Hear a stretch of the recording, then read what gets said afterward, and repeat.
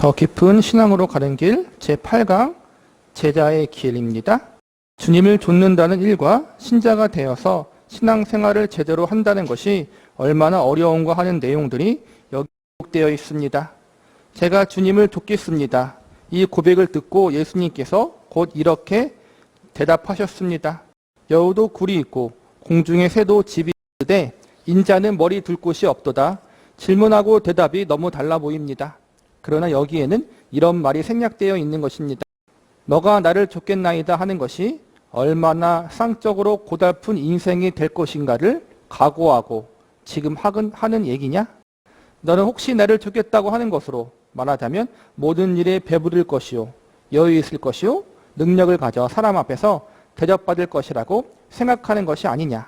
바로 이런 내용이 숨어 있는 것입니다. 예수님이 많은 기적을 일으키신 후에 사람들이 몰려오니까 또 이렇게 말씀하십니다. 너희가 나를 찾은 것은 표적을 본 까닭이 아니요 먹고 배부른 까닭이니라.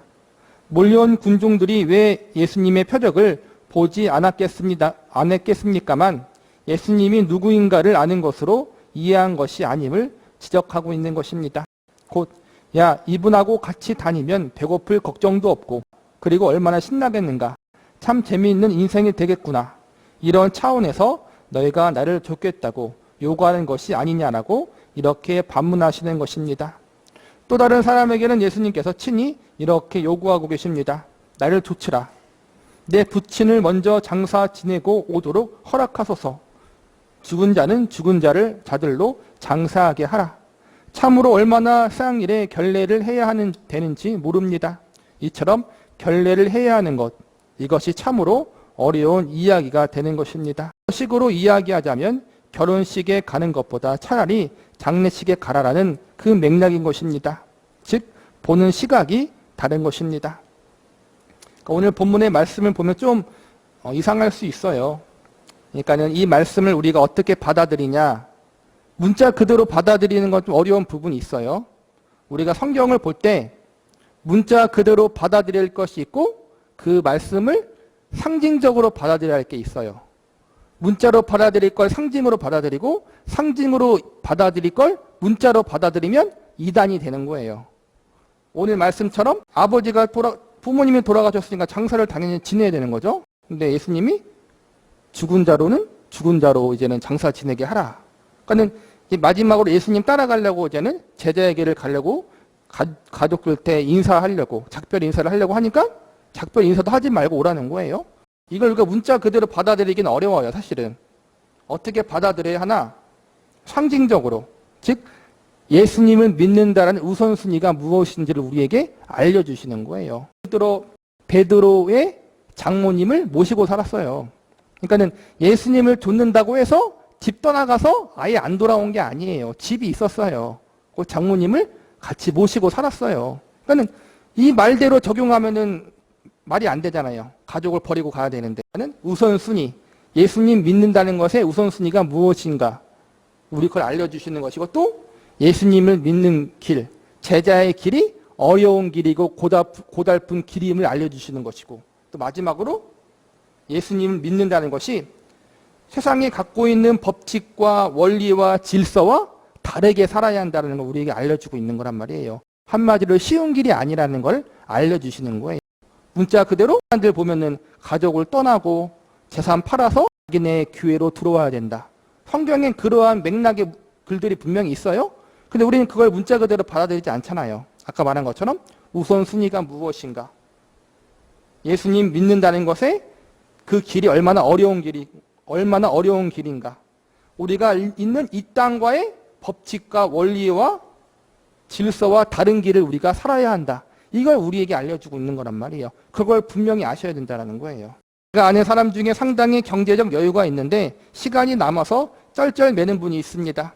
그러다가 어떤 사업을 시작하게 되자 교회를 안 옵니다. 그런 분에게 어떤 인생의 고달픔이 닥쳐왔으면 하게 됩니다. 그래야 다시 교회를 찾지 않겠습니까? 그러나 생각해 보십시오. 그 사람에게 당신 병이라도 좀 나아야겠다라고 이야기하는 것이 상적인 차원으로 참으로 말도 안 되는 것입니다. 바로 그런 대목입니다. 얼마나 우리가 다른 사람인지 알아야 합니다.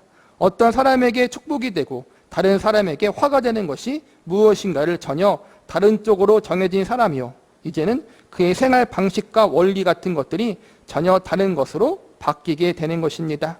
이것이 구별되지 않으면 안 됩니다. 말하자면 하나님을 쫓고 예수 그리스도를 쫓는다는 것이 세상의 것을 더 윤택하게 하는 것이라는 차원으로 가면 절대로 하늘의 것과 땅의 것은 양립할 수 없는 것이 된다는 말씀인 것입니다.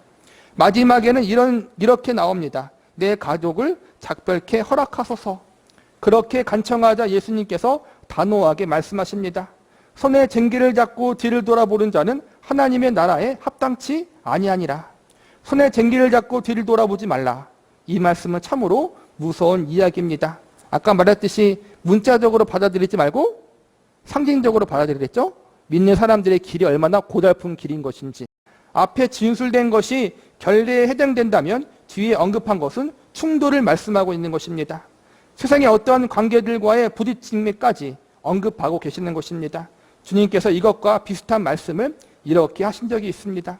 내가 세상에 화평을 주러 온 것이 아니요 검을 주러 왔노라. 예수를 믿으면 가정에서 제일 먼저 일어나는 것이 화평입니까? 전쟁입니까? 전쟁입니다. 한 가족 중에 어떤 사람이 먼저 예수님을 믿으면 그렇게 좋던 다른 한쪽, 남편이든 아내이든 다른 모든 일에 있어서 그렇게 관대하고 도량이 넓던 사람들이 그럴 수 없이 덤벼듭니다. 다른 문제라면 그 정도쯤이야 하고 넘어갈 수 있었고 넘겨버리던 사람이 예수님 믿는 것에 대해서 화를 내는데 그것도 이해할 수 없을 만큼 화를 냅니다. 이런 싸움들이 일어납니다. 그래서 이 문제를 좀 더 깊이 생각해야 할 것입니다. 하나님이 그의 제자들, 모든 신자들을 포함해서 그의 성도들에게 요구하시는 것이 무엇인가 하면 틀림없이 예수 그리스도께서 걸으신 것과 똑같은 길을 걷기를 요구하시는 것입니다. 그런 의미에서 이사야 53장 4절에서 6절 이하의 말씀을 음미할 필요가 있습니다. 그는 실로 우리의 질고를 지고 우리의 슬픔을 당하였거늘 우리는 생각하기를 그는 징벌을 받아서 하나님에게 맞으며 고난을 당한다 하였노라. 그가 찔림은 우리의 허물을 인하며 그가 상함은 우리의 죄악을 인함이라. 그가 징계를 받음으로 우리가 평화를 누리고 그가 채찍에 맞음으로 우리가 나음을 입었도다. 우리는 다 양 같아서 그릇 행하여 각기 제 길로 갔거늘 여호와께서 우리 무리의 죄악을 그에게 담당시키셨도다. 이 말씀 가운데 우리 무리의 죄악을 그에게 담당시키셨도다라는 이 말씀처럼 예수님의 사역은 독특한 사역입니다. 우리가 흉내낼 수 없는 대속의 사역입니다만 어떤 부분에서는 비슷합니다. 그것을 우리가 다시 재현해내는 주님이 우리에게 행한 것이 무엇인가를 다시 펼쳐 보이는 일에 있어서 우리는 주님과 방불한 길을 걸어야 합니다. 예수님의 십자가의 길을 우리가 따라가야 한다는 거예요. 고생의 길, 고난의 길을 가야 한다는 거예요. 세상에서 성공하고 번영하고 잘 되는 것이 신앙의 길이 아니잖아요, 여러분들. 우리는 자꾸 오해할 때가 많잖아요. 내가 이렇게 충성했는데, 이렇게 헌신했는데, 이렇게 몸과 마음을 주를 위해 바쳤는데 내게 어려움이 오고 일이 안 풀리고 실패하면은 우리가 신앙의 시험이 들잖아요. 내가 이렇게 신실하게 주님을 믿고 노력했는데 왜 하나님은 나에게 어려움을 허락하시고 아픔을 허락하시고 실패를 허락하시는가? 그런데 성경은 뭐라 그래요? 다르다라는 거예요. 우리가 생각하는 세상의 법칙과 믿는 것은 다르다라는 거예요. 예수님이 이 땅에 오셔서 한 일이 뭐예요? 십자가에 돌아가신 거란 말이에요.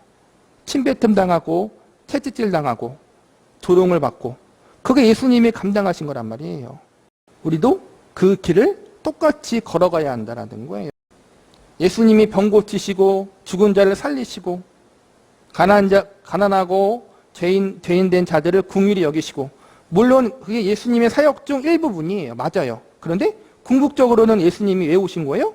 십자가에 돌아가시려고 오신 거란 말이에요. 그게 궁극적인 목적이고 궁극적인 이유란 말이에요. 우리는 자꾸만은 일시적인 것만 눈에 자꾸만은 왜냐면 그게 좋아 보이니까. 예수님 당시의 사람들도 동일했어요. 제자들도 동일했단 말이에요. 예수님이 십자가에 돌아가신다는 말을 하니까 다 들었는데도 불구하고 듣는 둥 마는 둥 애써 외면했다는 거예요. 예수님 행하신 기적에만 자꾸만 집중하고. 근데 기적이 우리를 구원한 게 아니잖아요, 여러분. 뭐가 구원한 거예요? 기적은 표적이라 그래요. 성경에 표적. 표적은 그 기적을 일으킨 예수님의 목적이 있다는 거예요. 그 목적이 뭐예요? 예수님이 하나님 되시고 구원자 되심을 알려주시는 거란 말이에요. 그걸 보고 내가 하나님이다, 구원자라는 것을 알게 하신다는 거예요. 그리고 알게 하시는 거예요. 알게 하시는 거는 구원할 수가 없어요. 뭘로 구원하는 거예요? 십자가에 돌아가심으로. 그분이 우리의 모든 죄를 짊어지심으로 우리를 구원하신 거란 말이에요. 우리에게는 바로 이 십자가의 길이 우리에게 소명으로 주어진 거란 말이에요. 실제로 예수님께서 요한복음에서 말씀하신 것 같이 한 알의 밀이 땅에 떨어져 썩지 아니하면 그대로 있을 것입니다. 썩어야만 열매를 맺는 법칙이 모든 그의 성도들에게 요구되는 것입니다. 이것이 사실인 것을 고린도전서 4장에 가면 사도 바울의 기록에서 볼 수 있습니다. 고린도전서 4장 7절부터입니다. 누가 너를 구별하였느뇨? 내게 있는 것 중 받지 아니한 것이 무엇이뇨? 내가 받았은즉 어찌하여 받지 아니한 것 같이 자랑하느뇨? 너희가 이미 배부르며 이미 부유하며 우리 없이 왕노로 타였도다. 우리가 너희와 함께 왕노로 타기 위하여 참으로 너희의 왕노로 타기를 원하노라. 내가 생각하건대 하나님이 사도인 우리를 죽이기로 작정한 자 같이 미말해 주셨으며 우리는 세계 곧 천사와 사람에게 구경거리가 되었노라. 우리는 그리스도의 영구로 미련하되 너희는 그리스도 안에서 지혜롭고 우리는 약하되 너희는 강하고 너희는 존귀하되 우리는 비천하여 바로 이 시간까지 우리가 줄이고 목마르며 헐벗고 메맞으며 정처가 없고 또 수고하여 친히 손으로 일을 하며 후욕을 당한즉 축복하고 핍박을 당한즉 참고 비방을 당한즉 권면하니 우리가 지금까지 세상에 더러운 것과 만물의 찢기같이 되었도다. 우리 생각에는 우리가 예수님의 뒤를 신앙과 사랑과 또 충성으로 쫓으면 하나님께서 우리를 영화롭게 해서 주님께서 영광을 받으실 것 같이 생각하는데 하나님의 법칙은 언제나 동일하게 이것입니다. 곧 우리를 죽이시는 방법입니다. 예수 그리스도를 십자가에 못 박으신 방법, 그것이 하나님이 미리 계획하시고 즐겨하신 방법입니다. 고린도 교회는 자꾸만은 하나님을 믿고 예수님을 믿는 그리스도인인데 세상의 법칙과 질서를 따라가는 거예요. 예수님 믿으면 성공한다. 예수님 믿으면 잘 된다. 예수님 믿으면 능력을 받는다. 그것만 자꾸만 강조하고 그것을 가르치고 그걸 추구한다라는 거예요. 예수님을 믿는 그리스도인인데 세상과 전혀 다르지 않다라는 거예요. 사도 바울이 화가 나서 이제는 사랑으로 이제는 권면하고 징책하는 거예요. 예수님의 사도인 우리들은 이렇게 고생하고 죽을 위기를 경험하고 있는데 너희는 잘 되기를 바라고 세상에서 왕노릇하기를 바라느냐? 예수님은 그렇게 가르치지 않고 그런 길을 가지 않았는데 왜 너희는 자꾸 그런 길을 가려고 하느냐? 그렇게 지금 사랑으로 권면하고 징책하고 있다는 거예요. 그 길이 아니라는 거예요. 그걸 사도들이 보여줬잖아요. 예수님이 보여줬고. 그런데 자꾸 교회와 성도들이 다른 걸 추구하고 있다는 거예요. 지금 사도 바울이 무엇이라 고백하고 있는가 보겠습니다. 9절입니다. 내가 생각컨대 하나님이 사도인 우리를 죽이기로 작정한 자 같이 미말해 주셨으며 누가 그랬다고 합니까? 하나님이라고 진술합니다. 사도 바울을 아주 정확하게 깨트리고 있는 것입니다. 내가 실수해서 욕을 먹거나 잘못한 것 때문에 무엇을 받는 것이 아니라 하나님이 사도들을 죽이기로 작정한 것 같아 보입니다. 꼼짝달싹도 못하게 코너에 몰아넣으시더라는 말입니다. 그를 매맞게 하시고 잡히게 하시고 바닷속에 쳐넣으시고 독사에 물리게 하시고 어떻게 생각하면 농락당하는 것 같아 보입니다. 하나님을 믿는 자인데도 말입니다. 그러나 묘하게도 그런 방법을 통해서만 생명은 태어납니다.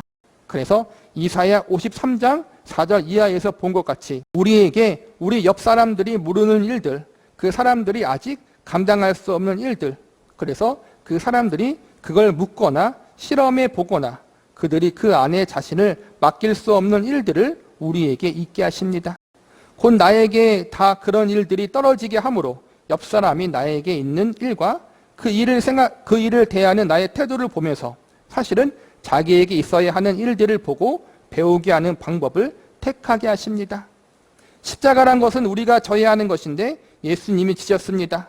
거꾸로 우리가 그를 못 박았습니다. 내가 져야 하는 것을 그에게 도리어 뒤집어 씌운 것입니다. 그 바람에 우리는 다시 소생합니다. 이와 똑같이 우리도 이웃에게 그렇게 하도록 의도하십니다. 그들의 죄가 무엇이며 하나님의 은혜가 무엇인가를 모르기 때문에 의심이 생기고 호기심이 나는 것을 우리에게 묻도록 하십니다. 또한 우리를 물속에 넣고 그들로 하여금 우리를 농락당하도록 하나님이 놔두심으로 우리는 불에 대고 물에 빠지지만 결국 그래서 한 영혼을 돌이키는 일을 해내도록 한다는 말입니다. 우리가 한참 성공과 번영을 좋아했잖아요. 성공과 번영의 복음은 거짓 복음이에요. 사실은 우리가 기독교 서점에서도 신앙 도서에서도 록펠러 이야기하고 존 워너 메이커 이야기하고, 그러니까 잘 되고 성공하는 사람 이야기만 하잖아요. 믿으면 그렇게 된다. 11조를 잘 내면 그렇게 된다. 기도를 하면 그렇게 성공한다. 물론 일부분 그럴 수도 있어요. 그런데 대다수 100이면 99는 하나님께서 어떻게 해요? 고난을 통해서 일하신다라는 거예요. 그리고 그게 정상이라는 거예요. 기독교에 믿지 않는 불신자들이 교회가 성공하고 성도가 잘 되는 모습을 통해서 하나님을 알아가는 경우는 극히 일부분이에요.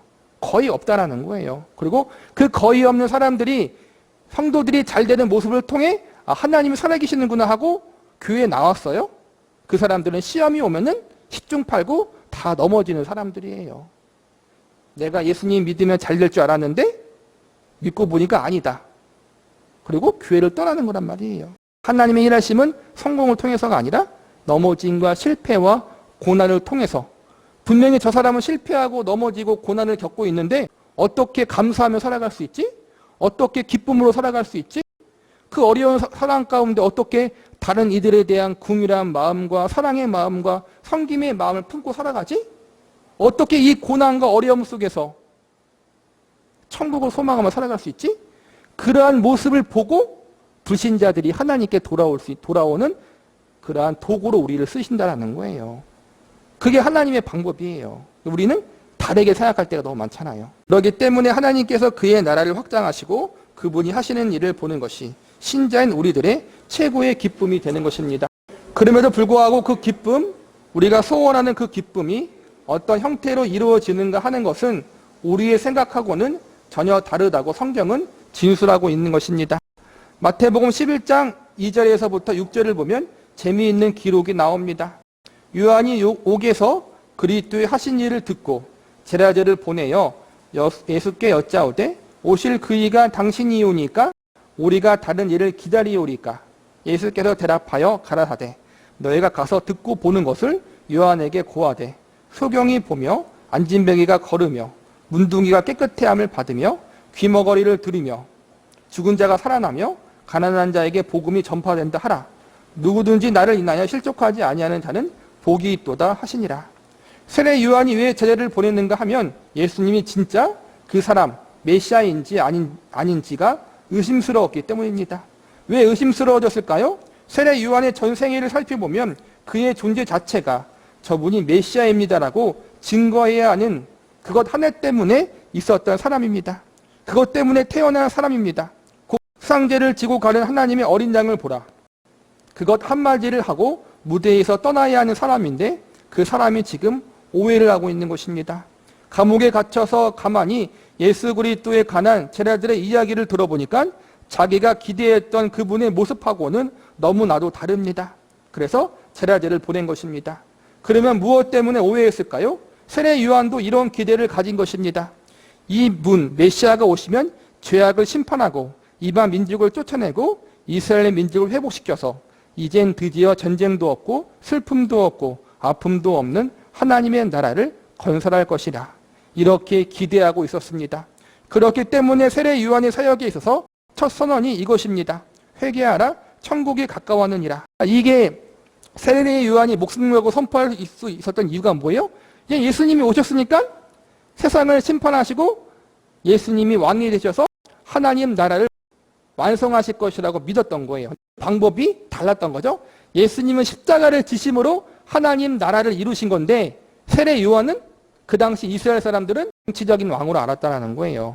세상을 정복해서 이스라엘 민족을 회복시키시고 이스라엘 민족을 중심으로 새롭게 이 세상을 만드실 것으로 알았다는 거예요. 이스라엘 백성들 구약 성경에서만 보면은 한 개 구약 성경에 보면은 마치 그런 식으로 이야기되어 있거든요. 예수님의 초림과 예수님의 재림이 정확하게 구별되지 않아요. 그래서 헷갈린 거란 말이에요. 세례 요한도 그랬어요. 하물며 우리는 더 그러겠죠. 그런데 이제는 예수님이 그런 세례 요한의 잘못된 생각을 고쳐주시는 거예요. 그런데 아무리 기다려도 예수님으로부터 도무지 그런 모습이 보이지 않았습니다. 오히려 예수님은 영적인 반응을 하십니다. 가서 이렇게 구하라. 소경이 보며 안진뱅이가 걸으며 문둥이가 깨끗함을 받으며 귀머거리가 들이며 죽은 자가 살아나며 가난한 자에게 복음이 전파된다 하라. 그렇습니다. 지금은 죄 아래에 있는 우리들을 심판할 때가 아니라는 것입니다. 살려내는 때입니다. 그래서 이렇게 역설하십니다.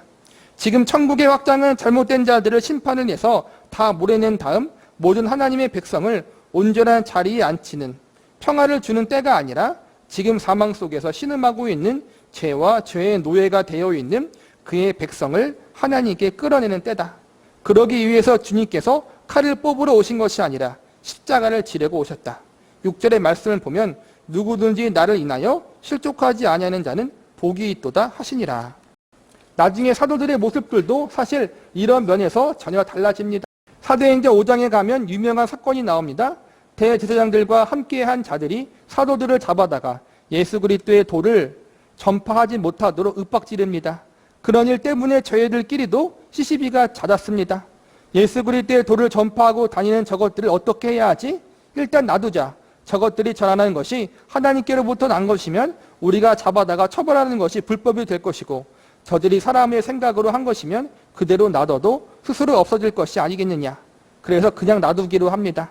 그것도 그냥 놓아두지 않고 5장 40절 이하에 보면 저희가 옳게 여겨 사도들을 불러들여 채찍질하여 예수의 이름으로 말하는 것을 금하고 놓으니 사도들은 그 이름을 위하여 능력받는 일에 합당한 자로 여기심을 기뻐하며 공의 앞을 떠나니라. 사도들이 무엇으로 기뻐했다고 합니까? 주의 이름으로 인하여 능력받는 일에 합당한 자로 여겼다는 것을 기뻐했습니다. 오늘날 우리의 신앙은 어떠한가 하면 제비 새끼들처럼 먹이를 갖다 주면 받아먹고 앉아있는 형태입니다. 이것은 참 부끄러운 일이라고 생각합니다. 하나님께서 하나님 나라를 건설하심에 있어서 예수 그리스도를 보내요. 그 일을 지금부터 시작하시고 완성의 국면에 들어가셨는데 사도 바울식으로 이야기하자면 이렇습니다. 그리스도의 남은 고난을 그의 몸된 교회를 위하여 내 육체에 채우노라. 이곳에서 1장 24절 말씀으로 나타납니다. 그러니까 남은 고난이 있다는 이야기입니다. 왜냐하면 아직은 구원의 때이기 때문입니다. 지금은 예수 그리스도께서 우리를 구원하시는 문을 활짝 여시고 아직도 화목케 하시는 말씀을 주시고 부탁하시는 시기입니다. 지금 우리는 모두 십자가를 지고 있어서 능욕받는 일에 부름을 받고 있습니다. 아직 하나님의 완성이 시작되었지만 완성된 게 아니잖아요. 완성은 언제 돼요? 예수님의 재림하실 때. 예수님의 재림하실 때는 이제는 끝이에요. 더 이상 은혜의 기회가 없어요. 하나님이 심판하시는 거예요. 우리의 행한 대로, 잘잘못대로 완벽하게 정의와 공의의 심판하시는 거예요. 그런데 그 전까지는 뭐예요? 은혜의 때라는 거예요. 하나님의 죄인들을 그 마지막 재림의 때 이전까지는 부르신다라는 거예요. 어서 회개하도록. 그 부르시는 방법이 뭐예요? 먼저 믿는 자들의 고난을 통해서 부르시는 거란 말이에요. 그래서 우리는 계속 고난을 당할 수밖에 없는 거예요. 지금 우리는 모두 십자가를 지고 있어서 능욕받는 일에 부름받고 있습니다. 일단 우리가 죽어서 하늘에 썩는 미랄이 되는 것에 부름받고 있다는 것을 기억해야 하는 것입니다. 그것이 주를 따른다는 것입니다. 그런데 우리는 늘 이렇습니다. 주여, 제가 주를 따르겠나이다. 그러니 나에게 능력과 영광을 주시옵소서. 그러니 주님께서 이렇게 말씀하시는 것입니다. 너는 아니다. 그래서 아까 본문에서 본 것 같이 여우도 굴이 있고 새들도 둥지가 있지만 인자는 머리 둘 곳이 없다. 바로 그 말씀을 하시게 되는 것입니다. 오늘날 이런 식으로 주님이 요구한다면 정당한 신자가 몇 명이나 남을 것 같습니까? 이런 사람이 많이 있어야 합니다. 그리스도를 위해서 고난받고 어려움을 당하고 이 땅에서 잘 먹고 잘 사는 것이 다가 아닌 것을 알고 우리가 마땅히 십자가의 길을 걸어가는 그러한 신자들이 많이 있어야 된다는 거예요. 우리는 대부분 그러지 못할 때가 많이 있잖아요. 아직도 우리는 성숙하지 못한 거예요. 근데 감사한 것은 아직은 은혜의 때이기 때문에 감사한 것이고 우리는 계속해서 성숙을 위해서 성화를 위해서 조금씩 나아가는 사람들이라는 거예요. 이렇게 한 번에 되는 사람이 어디 있겠어요? 그러나 하나님께서 우리 인생의 전 삶을 통해서 이러한 자들로 하나씩 하나씩 만들어 가고 있다는 사실에 우리가 소망을 가질 수 있는 거예요. 이런 사람이 얼마나 있느냐가 그 교회가, 그 사회가 실력을 갖게 되는 것입니다. 참 쉬운 길이 아니에요. 아까 말한 것처럼. 우리가 알고 있는 세상의 법칙과 질서와 다르게 살아가야 하는 거예요. 고난이고 십자가의 길이고 아픔의 길이에요. 잘해도 고난받고 못하면 더 혼나고. 참 이게 어려운 길이에요, 여러분. 잘하면은 우리가 성공하고 열심히 하면은 복 받아서 잘 되면 좋은데 잘해도 고난받는 길이에요. 그렇기 때문에 어렵지만 그러나 그것이 생명의 길이고 소망의 길이고 감사와 찬양의 길이고 하나님께 영광된 길이기 때문에 우리가 이 길을 가는 거예요. 저 여러분이 이러한 길로 가는 사람들로 부름받은 거예요. 부름받았어요. 우리를 부르신 하나님이 그 길을 우리가 끝까지 갈 수 있도록 이끄실 거예요.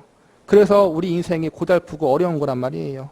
잘하면 잘해서 힘들고 못하면 못했기 때문에 사랑의 징계를 받고, 그렇지만 그것은 우리를 죽이시는 징계, 죽이시기 위한 채찍질이 아니라 우리를 살리시고 세우시고 구원의 완성을 위해서 하나님의 형상과 예수 그리스도의 장성한 분량에 이르도록 우리를 이끄시기 위해서 우리에게 주시는 사랑의 고난이고 축복의 징계라는 거예요. 그 사실을 기억하면서 우리에게 주어진 이 제자의 길, 십자가의 길을 감사함으로 잘 감당하며 걸어갈 수 있는 저와 여러분이 되시기를 바라겠습니다.